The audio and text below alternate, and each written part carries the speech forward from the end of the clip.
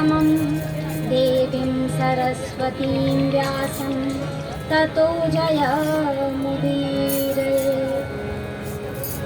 योऽन्तः प्रविश्य मम वाचमिमां प्रसुप्तां सञ्जीवयत्यखिलशक्तिधरः स्वधाम्ना।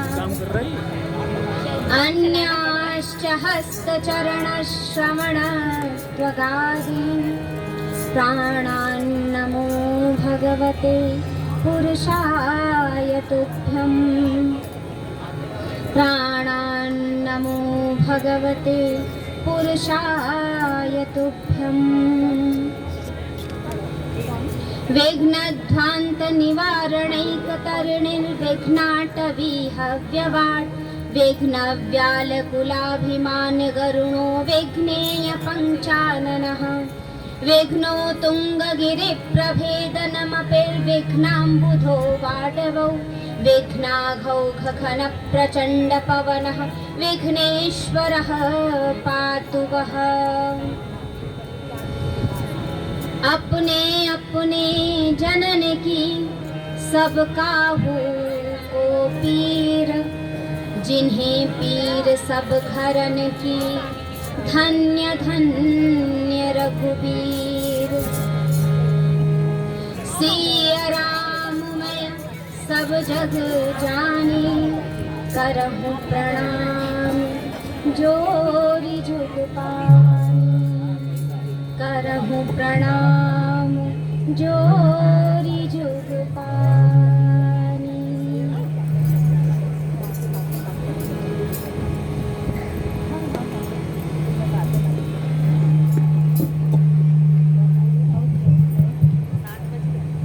परात्पर अखिलेश्वर अकारण करुणावरुणालय भक्तवांशा कल्पतरु भगवान श्री कृष्ण की वांगमयी प्रतिमूर्ति श्रीमद् भागवत महापुराण, जिसके द्वितीय दिवस में कथा सप्ताह ज्ञान यज्ञ के द्वितीय दिवस में आप सभी सम्मुख उपस्थित हैं। उपस्थित रहने वाले सर्वप्रथम आप किदवई नगर के इस कॉलोनी के सभी मान्यगण, भक्तगण, रसिकगण,